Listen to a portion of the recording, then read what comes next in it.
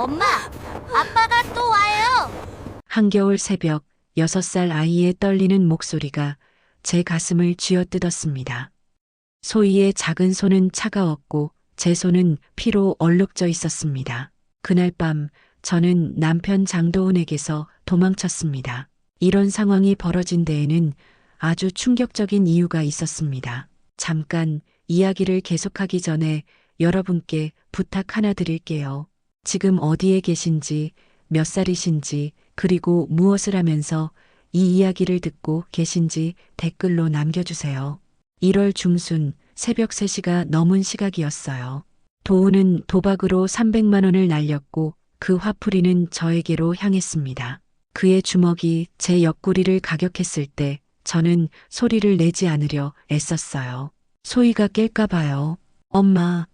방문이 열리며 소희가 뛰쳐나왔습니다. 그 순간 도훈의 손이 소희의 머리채를 움켜쥐었어요. 지금까지 소희에게만큼은 손을 대지 않았는데 그날 밤 그 선마저 무너졌습니다. 저는 본능적으로 움직였습니다. 바닥에 깨진 병 조각으로 도훈의 팔뚝을 그었어요. 도훈이 비명을 지르며 소희를 놓쳤고 저는 아이를 안아 올려 현관문을 박차고 나갔습니다. 한겨울 새벽 공기는 뼈를 애는 듯 차가웠습니다. 맨발로 골목길을 달렸어요. 발바닥에 자갈이 박히는 느낌이 생생했습니다. 엄마, 무서워. 괜찮아, 소희야. 엄마가 지켜줄게. 새벽 4시쯤 저는 시외버스 터미널 대합실에 도착했습니다. 구석 의자에 소희를 앉히고 제 외투를 벗어 아이를 감쌌어요. 주머니에는 1,000원짜리 2장과 동전 몇 개가 전부였습니다. 터미널 대합실 의자 틈에 끼워진 종이 한 장이 눈에 들어왔습니다. 섬유양원 조리 간병인 모집, 숙식 제공, 아이 동반 가능, 아이 동반 가능. 그 4글자가 제 눈을 사로잡았습니다. 저는 공중전화로 전화를 걸었어요. 저 구인 광고 보고 전화드렸는데요. 경력이 어떻게 되시죠? 요양병원 조리실에서 3년 정도 일했습니다. 언제부터 출근 가능하세요? 오늘이요. 지금 당장이요. 전화를 끊고 나서야 저는 눈물이 났습니다. 하지만 문제가 있었어요. 강화도까지 갈 차비가 없었습니다. 저는 사람들에게 다가가기 시작했습니다. 죄송합니다. 지갑을 잃어버려서 그러는데 10,000원만 빌려주실 수 있을까요? 6번째 사람은 중년 아주머니였는데 지갑에서 10,000원권 5장을 꺼냈습니다. 이거 받아. 갚으려고 하지 말고 그냥 받아. 대신 애 잘 키워. 오전 8시 저는 소희를 데리고 강화도행 버스를 탔습니다. 9시 20분 강화도 선착장에 도착했어요. 해솔요양원이라고 적힌 팻말을 든 남자가 서 있었습니다. 강하늘 씨 맞으시죠? 네, 맞습니다. 오기상입니다. 해솔요양원 행정실장이에요. 우리는 작은 여객선에 올랐습니다. 배는 30분쯤 달려 작은 섬에 도착했어요. 차로 10분을 달려 요양원 앞에 멈췄습니다. 여기가 우리의 새로운 시작이야. 그렇게 생각하며 저는 요양원 안으로 들어갔습니다. 그날 저는 몰랐습니다. 이곳에서 제가 평생 잃어버렸던 무언가를 찾게 될 거라는 것을요. 요양원 현관문을 열고 들어서는 순간 한 여자분이 저를 맞이했습니다. 오셨어요. 60 후반쯤 되어 보이는 회색 머리를 단정하게 묶은 여자였어요. 문정연입니다. 그녀는 제 얼굴에 멍자국을 오래 응시했습니다. 맞았어요? 일하러 왔습니다. 성실하게 일할 자신 있습니다. 여기 어르신들은 다 예민하신 분들이에요. 당신 지금 안정된 상태예요? 저는 그녀의 눈을 똑바로 쳐다보며 말했습니다. 딸을 지키기 위해서라면 무엇이든 할 수 있습니다. 정연 원장의 눈빛이 미세하게 흔들렸습니다. 그녀는 시선을 제 옆으로 옮겼어요. 소희를 본 거였습니다. 안녕하세요. 저는 강소희예요. 그 순간 정연 원장의 얼굴이 완전히 바뀌었어요. 입술이 떨렸고 눈가가 붉어졌습니다. 몇 살이에요? 6살이요. 그래, 6살. 며칠이 지났습니다. 저는 요양원 일에 적응했고 소희도 안정을 찾았어요. 하지만 정연 원장은 여전히 저를 차갑게 대했습니다. 그런데 이상한 건 소희를 볼 때만큼은 표정이 완전히 달라진다는 거였어요. 어느 날 소희가 원장님 방 앞에서 놀고 있었습니다. 엄마, 저기 케이크 있어. 방 안작은 탁자 위에 케이크 한 조각이 놓여 있었어요. 초가 하나 꽂혀 있었고 그 옆에 작은 액자가 있었습니다. 들어와도 돼요. 정연 원장이 문을 열었습니다. 오늘이 무슨 날인지 알아요?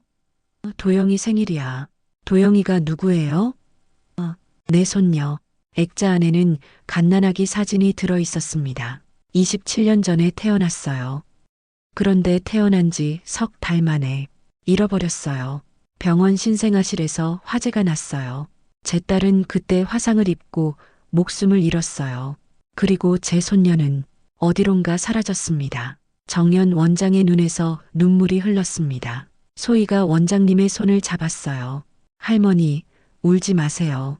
그날 밤 저는 소희를 재우며 자장가를 불렀습니다. 자장자장 우리 아가, 잘도 잔다 잘도 잔다. 갑자기 복도에서 발소리가 들렸습니다. 문을 열자 정연 원장이 서 있었어요. 그 노래 어디서 배웠어요? 잘 모르겠어요. 어릴 적부터 알고 있었던 것 같은데요. 정연 원장은 같은 멜로디를 따라 불렀어요.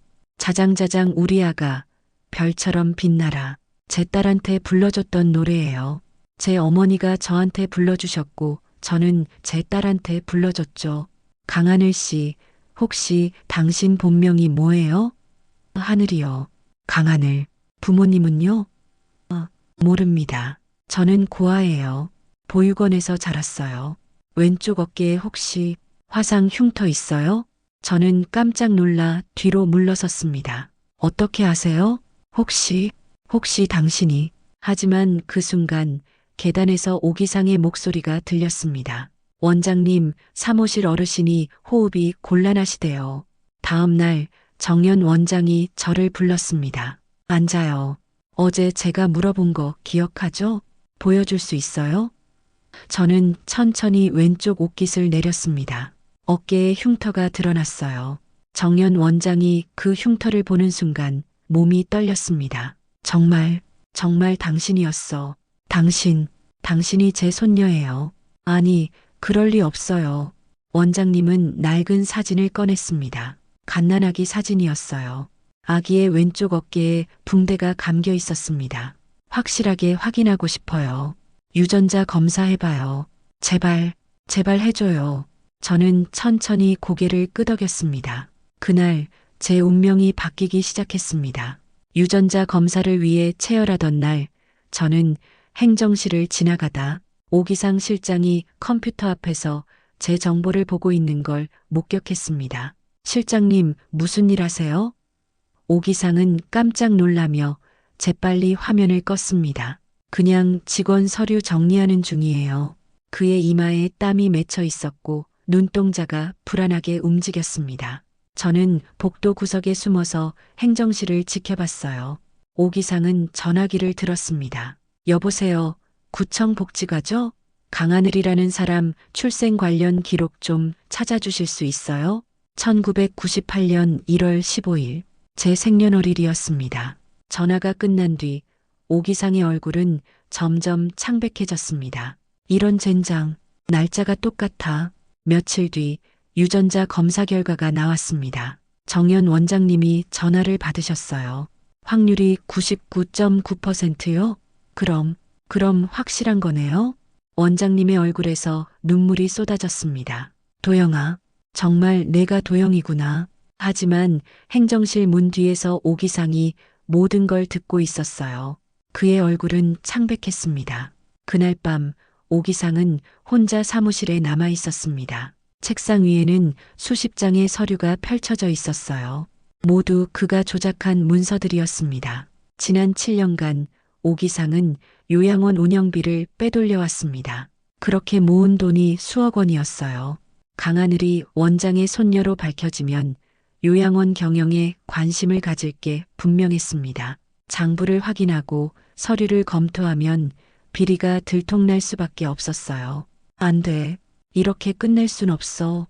오 기상은 새로운 서류를 만들기 시작했습니다. 환자 보험 청구서였어요.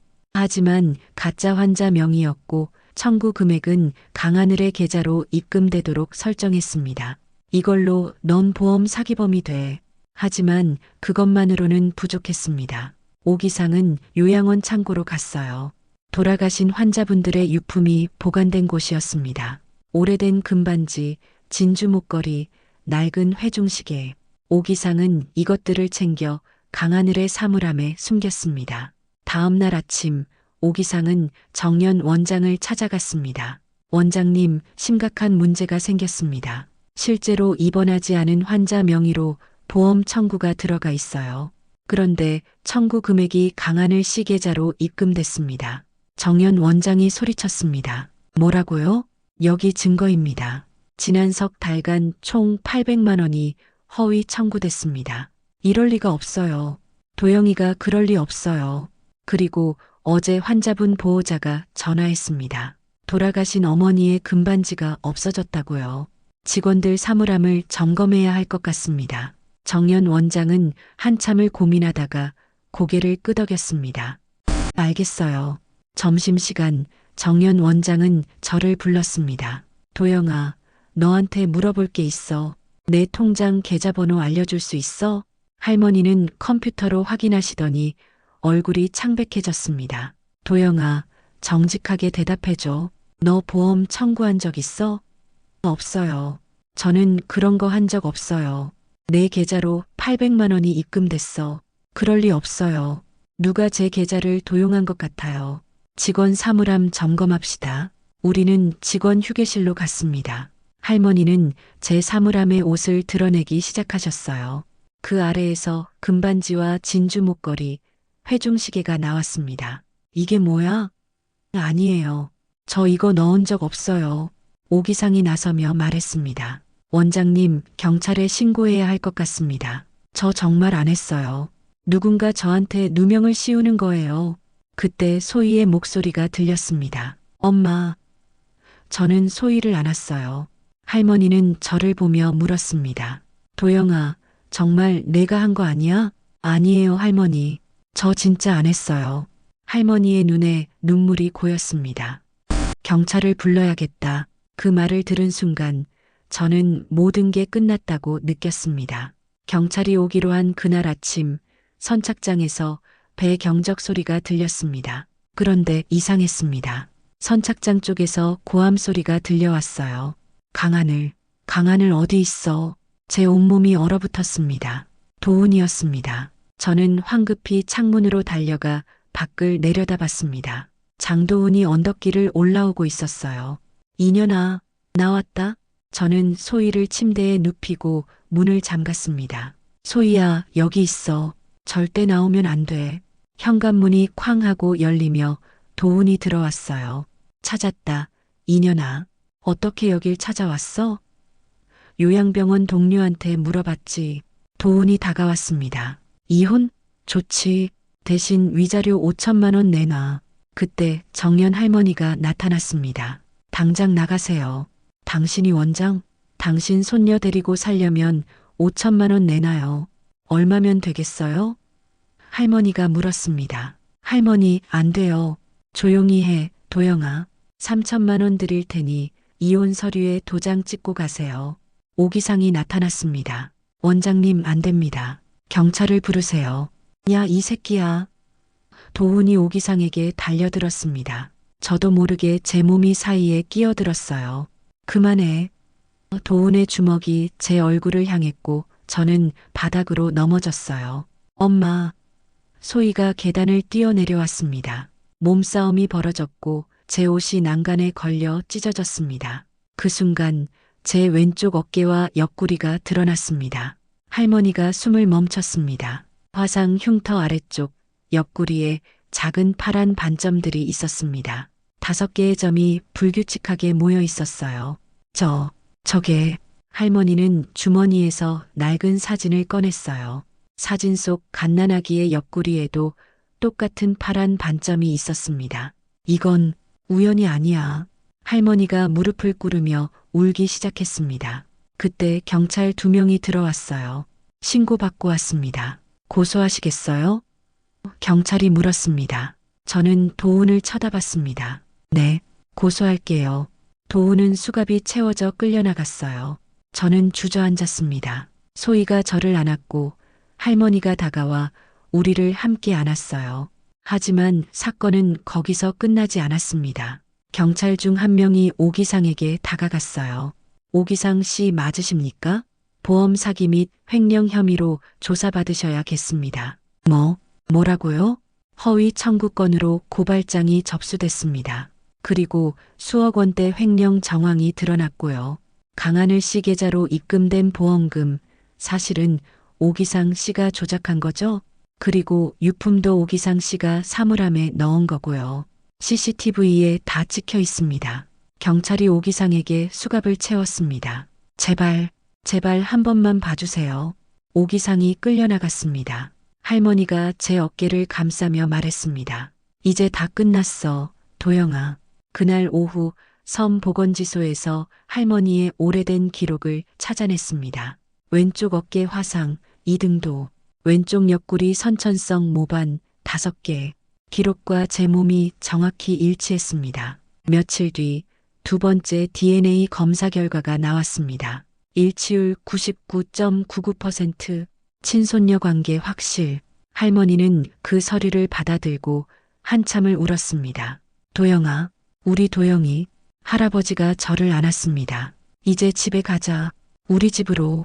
할머니가 말했습니다. 서울에 우리 집이 있어. 너랑 소희랑 함께 살 거야. 그날 밤 저는 소희를 안고 창밖을 바라봤습니다. 엄마, 우리 이제 행복해질 거야? 응, 이제 정말 행복해질 거야. 그리고 그게 거짓말이 아니었습니다. 가을이 왔습니다. 섬에 가을이 오면 억새가 황금빛으로 물들고 바다는 잔잔하게 빛났어요. 저는 요양원 앞마당에서 소희와 함께 코스모스를 심고 있었습니다. 엄마, 이 꽃 예쁘다. 7살이 된 소희는 예전보다 훨씬 밝아졌어요. 오늘은 섬의 가을 축제가 열리는 날이었습니다. 저는 이제 더 이상 강하늘이 아니었습니다. 법원에서 개명 허가를 받아 본명을 되찾았어요. 김도영. 30년 만에 찾은 제 진짜 이름이었습니다. 할머니와 할아버지는 요양원을 섬 돌봄 공동체 센터로 바꿨습니다. 도움이 필요한 모든 사람을 돌보는 곳으로 만들었어요. 상처 입은 엄마들, 학대받는 아이들, 갈 곳 없는 사람들이 잠시 숨을 고르고 다시 일어설 힘을 얻을 수 있는 곳이었습니다. 저는 그곳에서 일했습니다. 저처럼 폭력적인 남편에게서 도망친 여자들을 만나면 제 이야기를 들려줬어요. 저도 그랬어요. 하지만 포기하지 않았어요. 그리고 결국 여기까지 왔습니다. 오후 2시 축제가 시작됐습니다. 소희도 무대에서 춤을 췄어요. 어설프지만 열심히 추는 모습이 사랑스러웠습니다. 공연이 끝나고 음식을 나누는 시간이 됐습니다. 저는 준비한 음식들을 광장으로 날랐어요. 도영아, 수고했어. 할머니가 제 옆에 오셨습니다. 내년에는 더 많은 사람들을 도울 수 있을 거야. 시에서 지원금을 늘려주기로 했어. 저녁이 되자 하늘에 불꽃놀이가 터졌습니다. 엄마, 나 질문 있어. 뭔데? 우리 이제 행복한 거 맞지? 응, 우리 이제 정말 행복해. 아빠는 안 와? 안 와. 오래오래 못 나올 거야. 도훈은 징역 3년을 선고받았고 저는 이혼 소송에서 이겼습니다. 축제가 끝나고 제 방에 편지 한 통이 놓여 있었어요. 발신인은 오기상이었습니다. 도영 씨에게 먼저 사과드립니다. 제가 당신에게 한 일은 용서받을 수 없습니다. 모두 제 욕심과 두려움 때문이었습니다.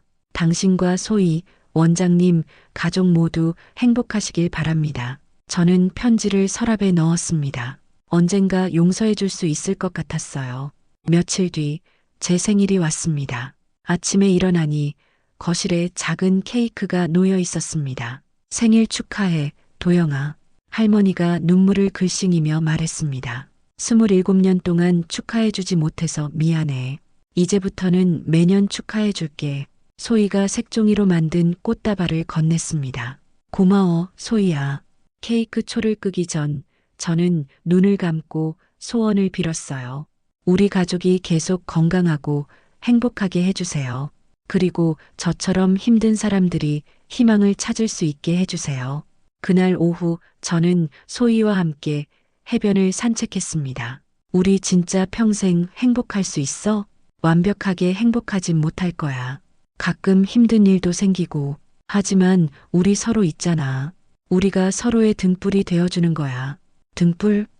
응. 어두울 때 빛을 비춰주는 거, 힘들 때 손을 잡아주는 거, 그게 가족이야. 알았어, 엄마. 나도 엄마 등불이 되어줄게. 겨울이 지나고 봄이 왔습니다. 제 인생에도 봄이 찾아왔어요.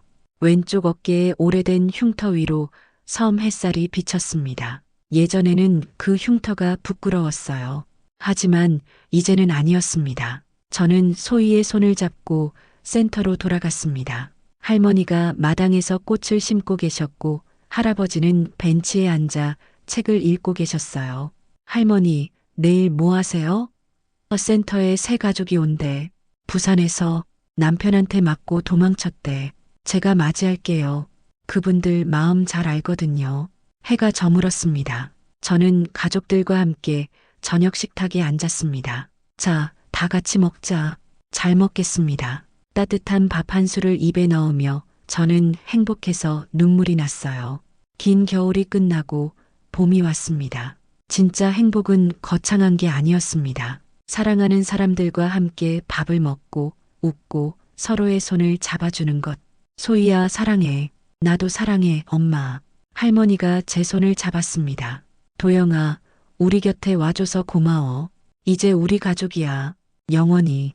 할아버지가 말했습니다. 우리는 함께 웃었습니다. 이제 정말 모든 게 괜찮을 거라고요. 우리 가족은 서로의 등불이 되어줄 거라고요. 긴 겨울 끝에 찾아온 봄을 저는 온 마음으로 받아들였습니다.